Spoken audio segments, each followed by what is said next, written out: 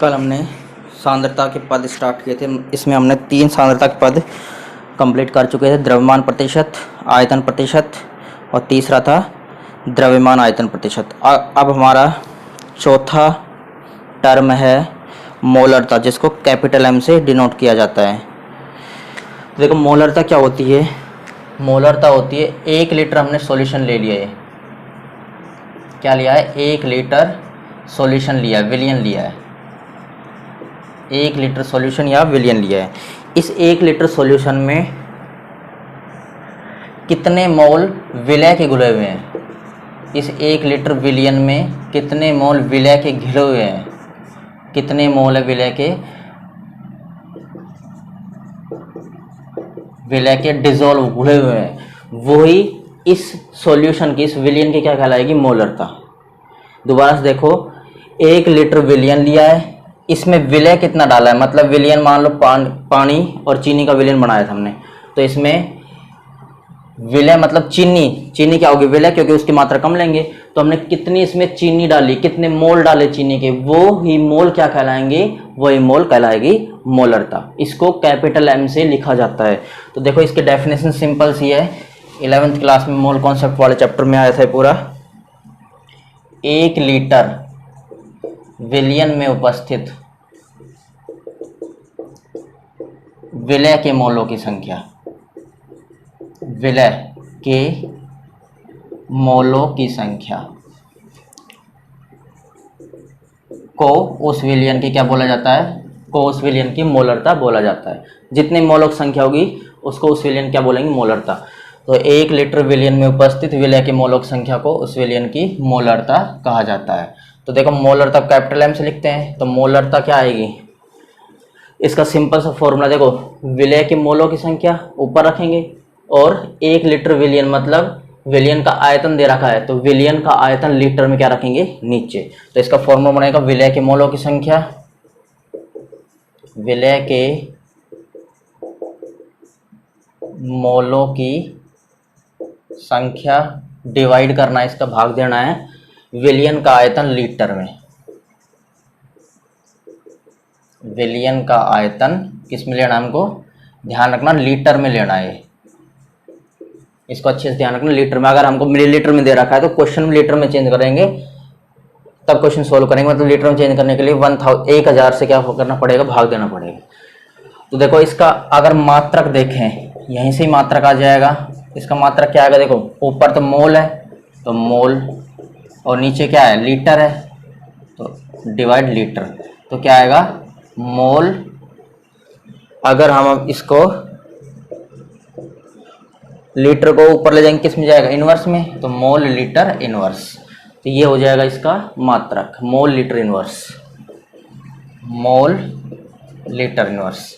उसके बाद हमने पढ़ा है मोलों की संख्या का एक फॉर्मूला पढ़ा था 11th क्लास में। मोलों की संख्या क्या होती है? मोलों की संख्या को n से लिखते हैं, स्मॉल n से। मोलों की संख्या क्या होती है बताओ? मोलों की संख्या होती है मात्रा अपॉन अणुभार। ये पढ़ रखा है, मात्रा अपॉन अणुभार, ये होती है मोलों की संख्या। अब ध्यान से देखो, यहाँ पर मोलों की संख्या की जगह ये मात्रा अपॉन अणुभार लिख सकते हैं। मोलों की संख्या की जगह मात्रा अपॉन अणुभार लिखना हमको। तो ध्यान से देखो, m इज इक्वल टू मोलों की संख्या, मतलब ऊपर वाले टर्म जो है पूरा दे रखा है विलय के मोलों की संख्या, इसकी जगह ये पूरा लिखेंगे। तो क्या करेंगे? विलय दे रखे हैं तो विलय की मात्रा अपॉन विलय का अणुभार, और नीचे एक है गुणा विलयन का आयतन लीटर में। तो देखो विलय की मात्रा भाग विलय का अणुभार, ये हो गए दोनों। अब ये हो रहा है विलयन का आयतन लीटर में।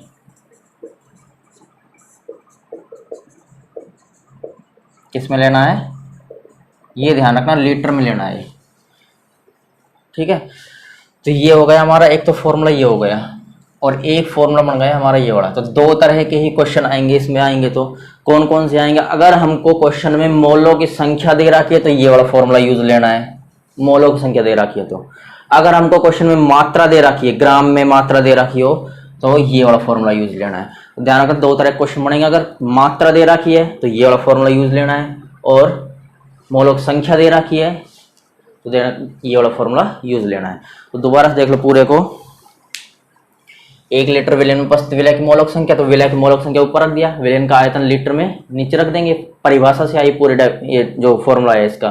तो ऊपर तो मोल और नीचे लीटर, तो मोल पर लीटर या मोल लीटर इनवर्स। मोलों की संख्या क्या होती है? मात्रा अपना अनुभार। मात्रा क्या है? मात्रा अपना अनुभार होगी। तो देखो मोलों की संख्या ये हमारा पूरा, इसकी जगह मात्रा अपना अनुभार लिखेंगे। है किसका? ये विलय का। तो देखो विलय की मात्रा अपॉन विलय का अनुभार, और ये हमको दे ही रखा है विलेन का आयतन लीटर में। तो ये हमारे दो फॉर्मूले बन गए। अब इस पर बेस एक क्वेश्चन करते हैं। तो देखो क्वेश्चन क्या है, क्वेश्चन दे रखा है हमारा, देखो एक इस पर तापमान का क्या प्रभाव पड़ता है। तापमान के प्रभाव को हम अलग से एक नोट में पढ़ेंगे, मोलरता पर और मोललता पर, दोनों पर तापमान का प्रभाव पढ़ेंगे। क्या पड़ता है, क्यों घटती है, या फिर जो भी होता है इसमें, ये पढ़ेंगे अलग से एक नोट में, अच्छे वहां समझ में आएगा। जब मोलरता पढ़ लेंगे और मोललता पढ़ लेंगे, दोनों पढ़ लेंगे, उसके बाद देखेंगे तापमान का प्रभाव दोनों पर। तो देखो पहले क्वेश्चन करते हैं। क्वेश्चन क्या है? क्वेश्चन है उस विलयन की मोलरता की गणना कीजिए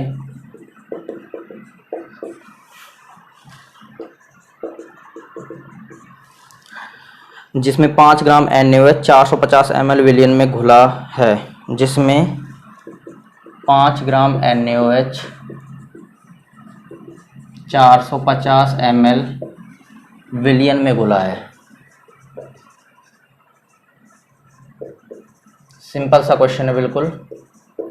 तो देखो इसका सॉल्यूशन क्या आएगा।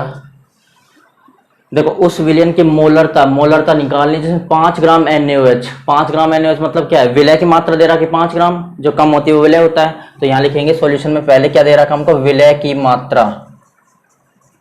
विलय क्या है यहाँ पर? NaOH, तो NaOH भी लिख देंगे ब्रैकेट में। इसकी मात्रा दे रखी है 5 ग्राम। उसके बाद दे रखा है 450 ml विलयन में घुला है, मतलब विलयन का आयतन है 450 ml, तो लिखेंगे नीचे विलयन का आयतन बराबर 450 ml। अब देखो हमारा फॉर्मूला क्या होता है मोलरता का, कैपिटल M बराबर विलय के मोलों की संख्या, विलय के मोलों की संख्या भाग। अब देखो हमको मात्रा दे रखा है, तो ये वाला फॉर्मूला यूज नहीं लेंगे, तो यहां पर सीधा लिख रहा हूं मैं दूसरा वाला फॉर्मूला जो आता है वो विलय की मात्रा, क्योंकि मात्रा हमको दे रखी, देखो मात्रा ये रही, अपॉन विलय का अनुभार गुणा विलयन का आयतन। किस में लेना है? ये ध्यान रखना लीटर में लेना है, इसमें परिभाषा के अनुसार लीटर में लेना है। अब देखो M बराबर विलय की मात्रा कितनी दे रखी? 5 ग्राम भाग। अब देखो विलय का अनुभार, अब विलय का अनुभार तो नहीं दे रखा, लेकिन विलय ये, इसका अनुभार हम निकाल सकते हैं। देखो विलय का अनुभार, विलय या NaOH जो है विलय का अनुभार, अनुभार निकालना तुमको बताया था। देखो कैसे निकालेंगे। NaOH सोडियम का कितना होता है? 23, ऑक्सीजन का 16 प्लस हाइड्रोजन का 1, 23, 16 और 1 कितना आएगा? 16, 17, 23, 40। कितना आएगा ये? 40 ग्राम आएगा NaOH का अनुभार। ये सबको समझ में आ गया होगा 40 कैसे आया। सोडियम का होता है परमाणु भार 23, ऑक्सीजन का होता है 16, हाइड्रोजन का होता है 1, तो सबको जोड़ेंगे तो इतना आएगा 40। तो यहाँ पर क्या लिख देंगे, विलय का अनुभार कितना आ गया 40 गुणा विलयन का आयतन लीटर में रखना। देखो 450 ml दे रखा, लीटर में चेंज करेंगे, क्या करेंगे 1000 का भाग, 450 भाग 1000 किस में चेंज होगा? ये लीटर में चेंज हो गया।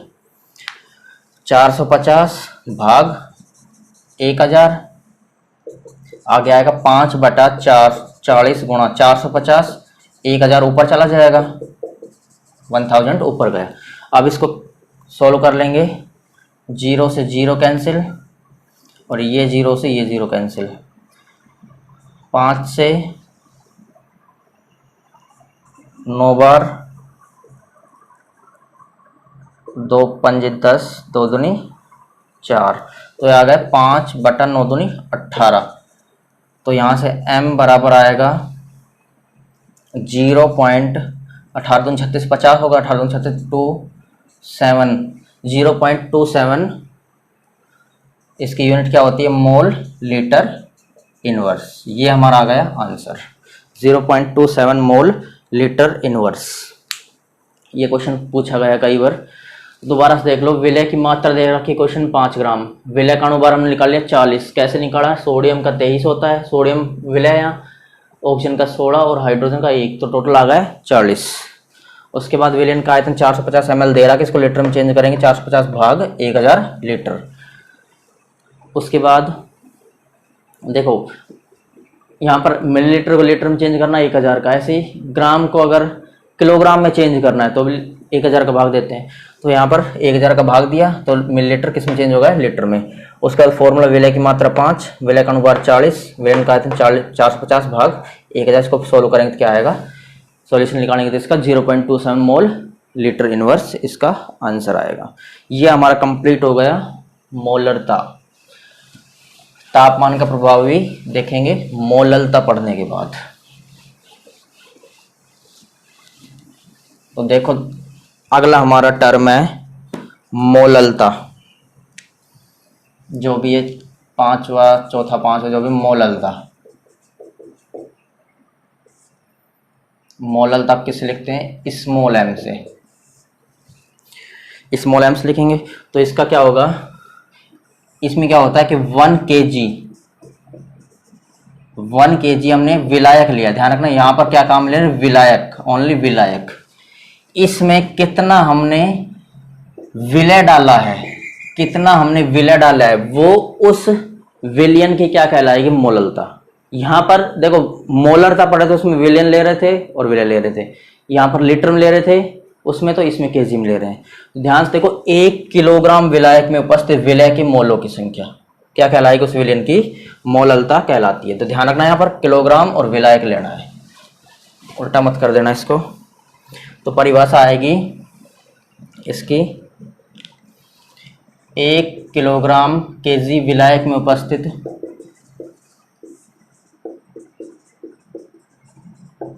विलय के मोलों की संख्या,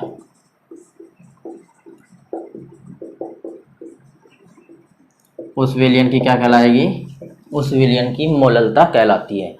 1 किलोग्राम विलायक में उपस्थित विलय के मोलों की संख्या उस विलयन की मोललता कहलाती है। अब देखो फॉर्मूला यहाँ से आएगा, स्मॉल एम से इसको लिखेंगे। देखो विलय के मोलों की संख्या भाग देना है 1 kg विलायक, मतलब विलायक का क्या दे रखा है, द्रव्यमान, किसमें, केजी में। तो देखो विलय के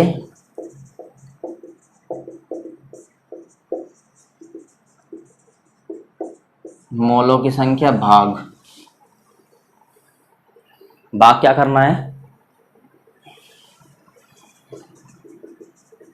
विलायक का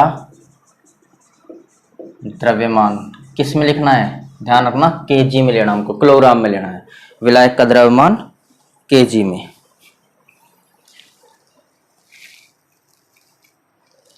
देखो आगे, अब यहां से अगर मात्रक देखें, मात्रक क्या आएगा, विलय की मोलों की संख्या, तो मोल तो ऊपर है, मोल ऊपर लिख दिया, नीचे केजी दे रखा है तो केजी लिख दिया। तो क्या आएगा, मोल पर केजी या मोल केजी इनवर्स, ये इसका आ जाएगा मात्रक। उसके बाद हमने पढ़ा है मोलों की संख्या क्या होती है, मोलों की संख्या बराबर, अभी देखा था मोलों की संख्या क्या होती है, मात्रा अपॉन अनुभार, मात्रा अपॉन अनुभार। अब फिर से वही करना, मोलों की संख्या जो मात्रा अपॉन अनुभार है, इसको विलय की मोलों की संख्या की जगह लिख देंगे। तो क्या आएगा, स्मॉल एम बराबर मात्रा, देखो विलय की, और विलय का ही क्या लिखना, अनुभार। तो विलय की मात्रा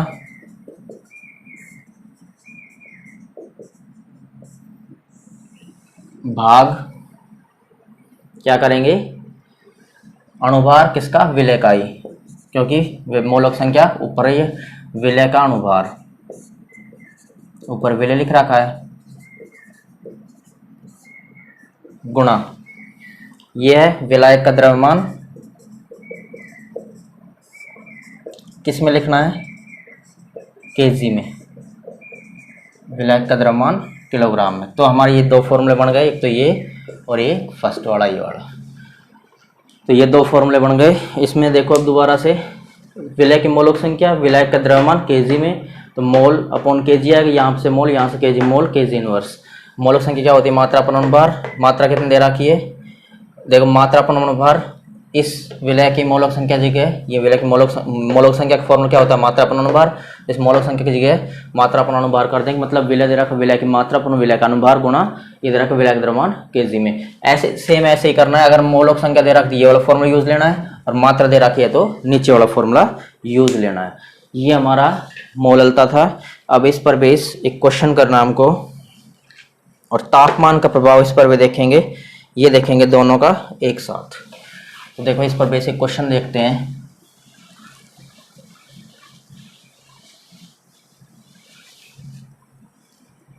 देखो क्वेश्चन क्या है, क्वेश्चन 2.5 ग्राम 2.5 ग्राम एथेनोइक अम्ल। एथेनोइक अम्ल कौन सा होगा, एथेनोइक अम्ल होता है एसिटिक अम्ल। क्या होगा, एसिटिक अम्ल। एथेन कितने कार्बन बोलते हैं, दो कार्बन एसिटिक अम्ल बनता है। मतलब क्या होगा इसका फॉर्मूला CH3COOH। दो कार्बन हो गए, एक ये रहा, और लास्ट में क्या लगाते हैं, ओइक अम्ल। तो क्या हो गया, अम्ल के लिए ओइक अम्ल, एथेनोइक अम्ल। कि 75 ग्राम बेंजीन विलयन में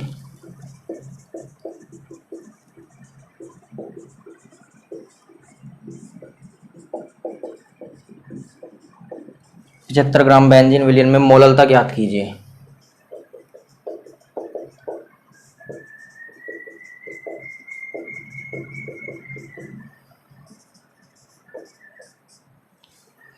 मोललता ज्ञात कीजिए। अब देखो इसको ध्यान से, क्या क्या दे रखा हमको, 2.5 ग्राम एथेनोइक एसिड दे रखा, मतलब विलय दे रखा है। विलय क्या है, विलय क्या है, CH3COOH एथेनोइक अम्ल जो है की मात्रा दे रखी है 2.5 ग्राम।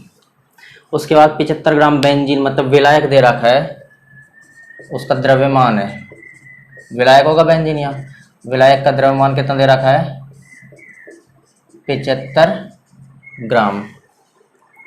उसके बाद देखो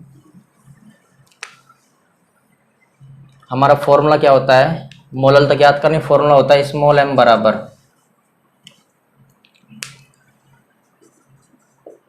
विलय की मात्रा अपॉन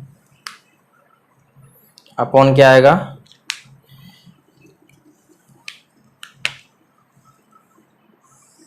विलय का अणुभार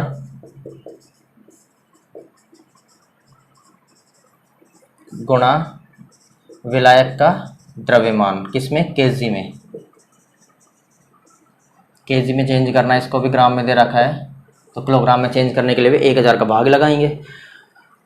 देखो अब हमको क्वेश्चन में जो m दे रखा है, विलय की मात्रा कितनी दे रखी है, 2.5 ग्राम, भाग विलय का अणुभार नहीं दे रखा, तो विलय का अणुभार निकालेंगे। विलय क्या है, CH3COOH, इसका अणुभार निकालेंगे, कितना आएगा बताओ। देखो CH3COOH, कार्बन का 12, हाइड्रोजन का 1 का 1, 3 का 3 होगा, क्योंकि हाइड्रोजन 1 का 1 होता है, और 3 हाइड्रोजन दे रखे हैं तो 3 हो जाएगा।